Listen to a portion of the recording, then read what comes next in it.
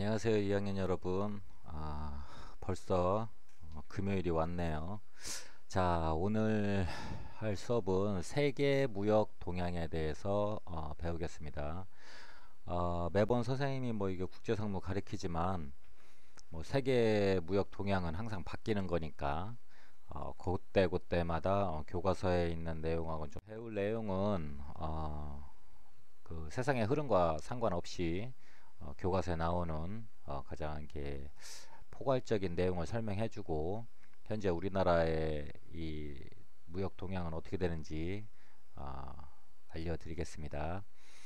자, 첫 번째 그 페이지는 20페이지입니다. 20페이지에 세계 무역 동향 이렇게 나오는데 무역 정책은 그 책에 보시듯이 크게 세 가지로 나와 있습니다. 자, 무역 정책을 한번 쌤이 읽어볼까요? 자, 무역 정책은 크게 자유무역주의와 보호무역주의로 나누어진다. 크게는 이렇게 두 가지로 나누어져 있습니다. 자, 무역으로 충분한 이익을 얻을 수 있는 국가들은 자유무역주의를, 그렇지 않은 국가는 자국 내 산업 보호를 이유로 보호무역주의를 주장한다. 이렇게 나왔습니다. 자, 이 자유무역주의와 보호무역주의를 한눈에 보기 쉽게 해놓은 게 그 책에 있는 그 표고요.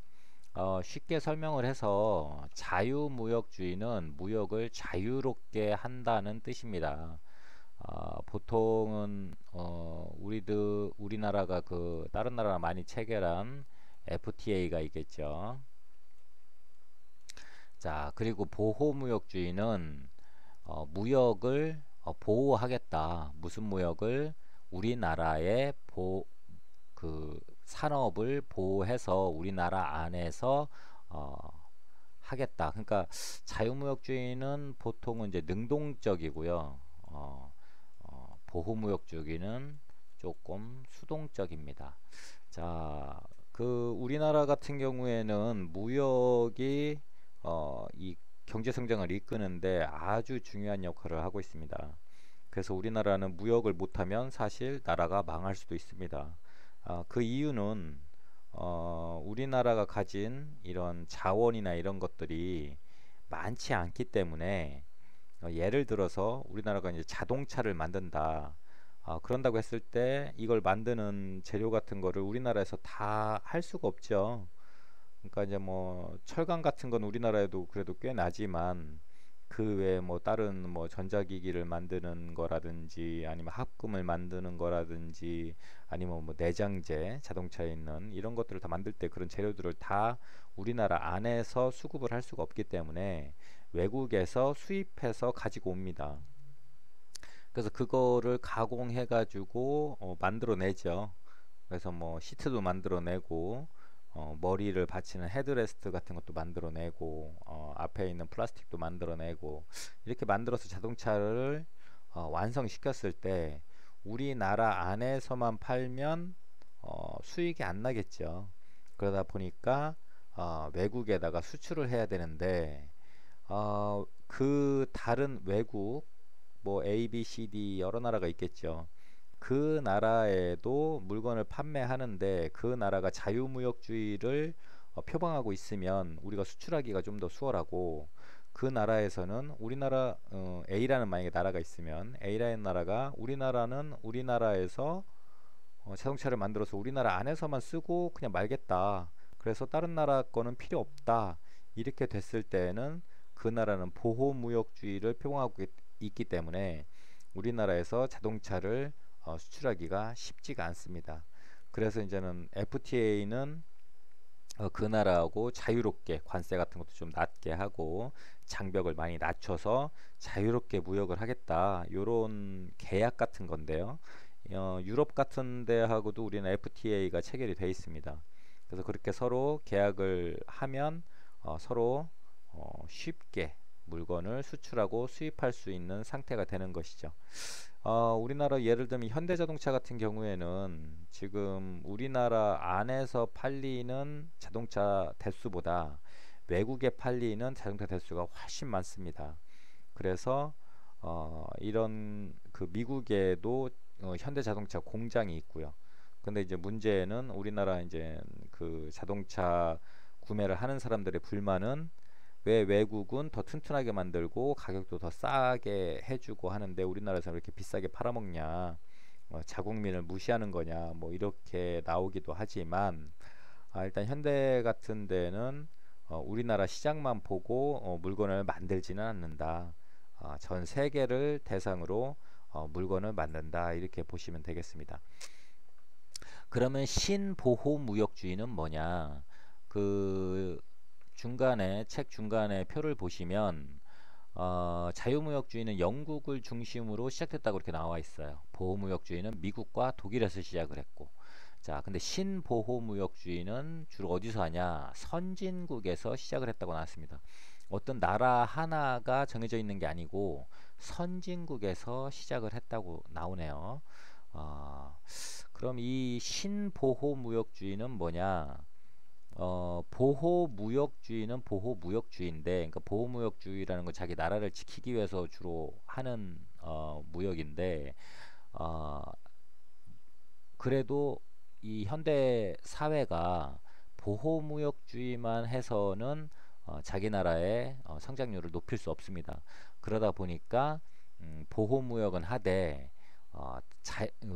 자유무역도 하는 이렇게 두 가지를 좀 이렇게 콜라보한 이런 형태의 무역주의가 되겠습니다.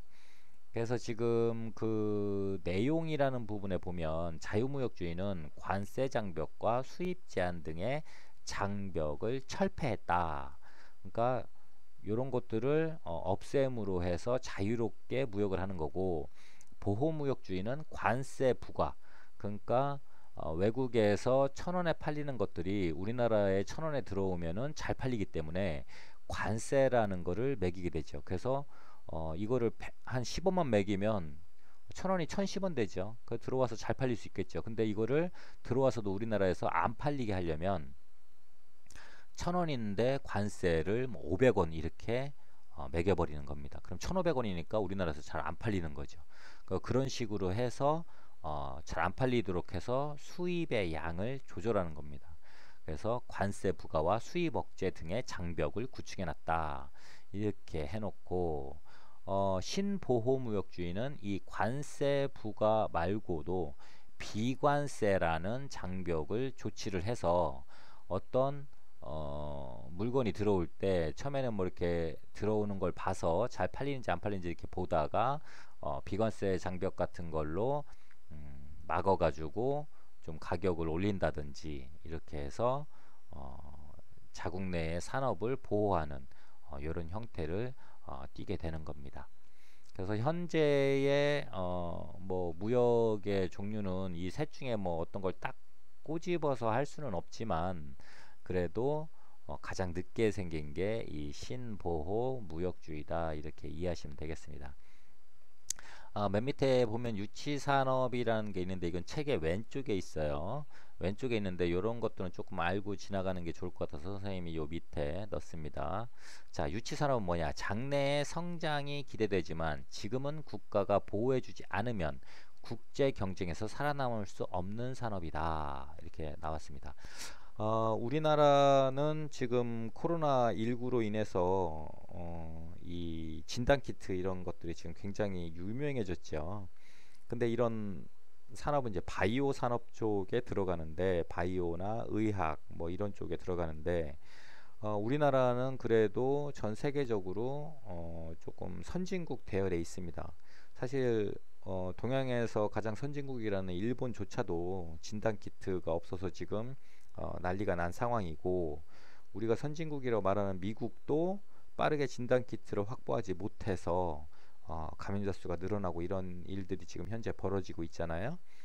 그래서 우리나라가 진단키트를 이렇게 빠르게 그리고 높은 정확도를 가진 진단키트를 만들어낼 수 있었던 것은 국가에서 처음에 이 산업이 시작할 때 보호를 해주었기 때문입니다. 만약에 이 산업이 처음에 시작할 때 국가에서 보호를 해주지 않으면 외국에 있는 그런 뭐 의약업체나 바이오 산업들이 밀고 들어오겠죠. 그러면 당연히 처음 시작하니까 실력도 떨어지겠고 가격도 경쟁력이 없겠고 이렇게 되니까 그 산업은 자연히 도태돼서 소멸할 수밖에 없습니다. 근데 이제 그런 경우에 우리나라에서 만약에 이 의학 부분을 키워야겠다 이런 생각이 들면 외국에서 그런 수입 물품이 들어올 때 다 막아버립니다. 막아서 국내에서는 경쟁력이 있도록, 그래서 여기가 계속 발전해 나갈 수 있도록 이렇게 도와준 다음에 이 유치 산업이 점점 발전을 해 나가겠죠. 그래서 발전을 해서 어느 정도 컸을 때 그때 문호를 개방하는 겁니다. 그럼 외국과의 경쟁력도 있고 또 경쟁을 하다 보니까 점점 더 좋아지고 이렇게 되는 거죠. 그래서 현재 우리나라 이 진단키트의 실력도 갑자기 늘어난 게 아니고 국가에서 그런 무역 정책을 써줬기 때문에 현재의 이런 수준까지 올라왔다 이렇게 보시면 되겠습니다. 다음은 무역 관련 국제 기구들입니다. 뭐 여러 가지가 있어요. 국제상업회의소, 국제통화기금, 경제협력개발기구, 국제연합 무역개발회의, 세계무역기구. 이렇게 한 5가지 대표적인 게 나왔는데 이거는 책 21페이지에 있는 내용입니다. 자, 우리가 많이 들어본 게 뭐가 있냐? 요 IMF, 그리고 OECD, 그리고 WTO 이렇게 있습니다. 뭐 이런 것들은 많이 들어보지 못했죠. 그, 그래서 일단은 선생님 뭐 이런 거 국제상업회의소 이런 것들은 상업의 발전을 위해서, 국제통화기금은 통화가 이제 돈이니까 이런 돈과 관련된 거, 경제협력개발기구는 경제적으로 뭘 협력하나 보다. 이 이름 안에 이 기구들이, 그러니까 이 단체들이 하는 내용이 다 들어있죠. 그래서 이제 대충 이름만 봐도 뭐 하는 곳인지는 아는데, 일단 우리가 이제는 상식적으로 알아야 되는 게 이 IMF 국제통화기금, 이거는 우리가 왜 알아야 되냐면 우리가 IMF를 겪었으니까. 그러니까 IMF 시대를 겪었기 때문에 이때 굉장히 어려웠죠. 아버지들도 다 실직하고 막 일자리 다 잃어버리고 경제는 막 곤두박질 치고. 근데 IMF가 왜, 이게 뭐 무역 관련 국제기구니까 좋은 것 같은데 왜 우리는 IMF를 힘들게 생각했을까? 자, 국제통화기금은 뭐냐면 부도가 난 국가에 돈을 빌려주는 곳입니다. 그 돈을 빌려주면 좋은 곳이죠. 우리가 지금 돈이 없어서 나라가 망해가려고 하니까 돈을 빌려준다니까 얼마나 좋습니까? 근데 문제는 이 IMF라는 곳에서 돈을 빌려줄 때는 그냥 빌려주는 것이 아니고 들어와서 우리나라 경제에 관여를 하게 됩니다. 관여를 하는데 그냥 이렇게 조언 정도 하는 것이 아니고 거의 우리나라 이 경제의 뭐 근간을 흔들 정도의 뭐 쇄신을 하던가 뭐 이런 것들을 건들게 되죠. 근데 지금까지 그렇게 살아온 나라에서 외국에서 들어와서 뭔가를 뜯어 고치려고 하면 사실 힘들죠. 그 나라에 사는 사람들은. 그래서 우리나라도 이때 IMF가 들어와서 돈을 빌려줄 테니까 니네 A라는 회사에 돈도 못 벌면서 왜 이렇게 100명이라는 사람을 데리고 있냐, 여기서 70명 잘라라, 이렇게 명령을 하면 따라야 돼요. 그 자르다 보니까 비정규직이 생기고 70명을 잘리긴 잘라야 되는데 일손은 부족하니까, 그러다 보니까 그 사람들을 다시 채용해야 되는데 정규직으로는 둘 수가 없으니까 비정규직이라는 게 생기고, 또 그 비정규직이다 보니까 월급은 더 적게 받고. 그래서 우리나라에는 사실 비정규직이란 말이 없었어요. 근데 IMF를 여기 국제통화기금에서 돈을 빌리면서 비정규직이라는 말도 생기고 그런 위치도 생긴 겁니다. 그래서 근데 이제 다른 나라 같은 경우에는 이렇게 IMF가 기금을 빌려주게 되면 뭐 5년에서 10년 뭐 이렇게 걸리는데 우리나라는 한 2, 3년 만에 끝냈죠. 돈을 다 갚았죠. 거기에는 이제 국민들이 금 모으기 운동도 하고 뭐 여러 가지 활동을 했기 때문에 그렇게 빨리 극복을 할 수가 있었습니다. 전 세계에 어, 우리나라밖에 없습니다. 그렇게 빨리 이 돈을 갚은 나라가. 그리고 이제 세 번째 있는 경제협력개발기구는 OECD. 어디서 많이 들어봤냐? 우리가 뭔 통계를 내거나 뭘 조사하거나 뭐 이럴 때 뉴스 같은 데서 OECD 국가 중에서 이렇게 말이 나옵니다. 이 OECD 국가 중에서 뭐 그런 말 들어봤죠? OECD 국가 중 자살률 1위, 뭐 OECD 국가 중 교통사고 1위, 뭐 이런 것들. 근데 이게 경제협력개발기구라고 해서 좀 사는 나라 얘기하는 거예요. 못 사는 나라 뭐 이렇게 하는 게 아니고 이 OECD의 경제 협력을 하는 나라들이 여기에 참가를 하게 되는데 어느 정도 살아야 이 OECD 국가에 들어갈 수 있습니다. 지금 우리나라는 현재 이 코로나 때문에 굉장히 국가 위상이 높아지는 바람에 잘 대처를 해서 그래서 OECD 국가 중에서 지금 뭐 IMF를 겪었던 탓인지는 모르겠지만 그리고 또 요새 뉴스에서도 뭐 국가 건전성 뭐 재정 건전성 이런 말 나오죠. 우리나라 사실 이 OECD 국가면은 뭐 굉장히 잘 사는 나라들 다 포함되어 있는 거거든요. 여기 중에서도 국가 부채율이 가장 낮습니다. 음, 그 국가 부채율이 낮다는 건 빚이 제일 없다는 소리예요. 그래서 우리나라는 사실 잘 살기도 하고 어, 이 국가에서 그 빚이나 아니면 자산이나 이런 것들을 잘 관리하는 나라 중에 하나입니다. 그래서 OECD라고 하면 아 어느 정도 먹고 살 만한 나라들이구나 이렇게 생각하시면 되겠습니다. 당연히 우리나라도 여기 회원이죠. 자, 그리고 세계 무역기구 WTO. WTO는 언제 들었냐? 일본의 그 수산물, 방사능에 오염된 수산물이 우리나라로 들어오는데 우리나라가 당연히 거기에 방사능 물질이 있으니까 받기 싫다고 하겠죠. 수입하기 싫다. 그랬더니 일본에서 WTO에 제소를 합니다. 고소를 했단 소리죠. 이건 세계 무역기구, 세계의 모든 나라가 무역을 하는 데 있어서 불합리하거나 이런 것들 여기서 재판도 해줍니다. 그래서 일본이 WTO에 제소를 했어요, 우리나라를. 근데 일본 생선을 안 받겠다는 나라가 사실 되게 많거든요. 근데 우리나라만 고소를 했어요. 우리나라가 이제 만만한 건지 하여튼 우리나라한테는 뭐든 지지 않으려고 하니까. 근데 WTO에 여러 번 제소했거든요, 다른 문제로도. 근데 일본이 우리나라 이긴 적이 한 번도 없습니다. 왜 말도 안 되는 걸로 고소를 하니까 항상 지는 것이죠. 그래서 그 생선 문제도 수입 안 하는 게 당연하다 하고 WTO에서 결론을 내려줘서 합법적으로 우리는 생선을 일본 생선은 철저한 검사 하에 수입을 하고 있습니다. 근데 만약에 우리 입장에서는 정말 저 방사능 물질이라 먹기 싫다 해도 WTO에서 일본 말이 맞다. 니네 수입해라 이렇게 하면 수입할 수밖에 없습니다.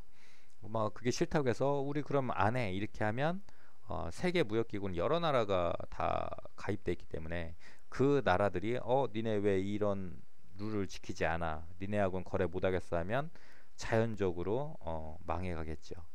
그래서 WTO 이런 곳의 그 결과가 굉장히 중요합니다. 그래서 이렇게 세 가지 국제 기구들이 굉장히 유명한 곳이다.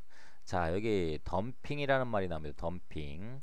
자, 국내 시장 가격이나 생산비보다 저렴한 가격으로 상품을 수출하는 것이다.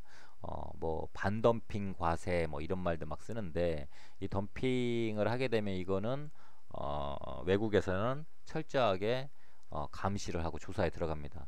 왜냐하면 우리나라에서 100원에 팔리는 물건을 뭐 원가가 만약 10원이에요. 그래서 100원에 우리나라에서 팔고 있는데 미국에다가는 10원짜리인데 20원에 팝니다. 근데 미국에서는 이게 200원에 팔리고 있단 말이에요. 우리나라보다 잘 사니까 아무래도 가격이 더 높겠죠. 근데 20원에 팔면 이 똑같은 물건을 이렇게 팔면 이 200원짜리 자기네 나라에서 파는 물건이 어떻게 되겠어요? 망해버리겠죠. 그래서 이런 덤핑하는 행위는 철저하게 나라마다 조사를 하고 있다. 그래서 무역은 이렇게 흘러가고 있다. 현재 그 코로나19로 인해서 전 세계가 굉장히 힘든데 다 지금 마이너스 성장이에요. 플러스 성장을 하는 곳은 한 군데도 없습니다. 근데 마이너스 성장 중에서도 제일 마이너스가 적은 곳이 현재 우리나라입니다.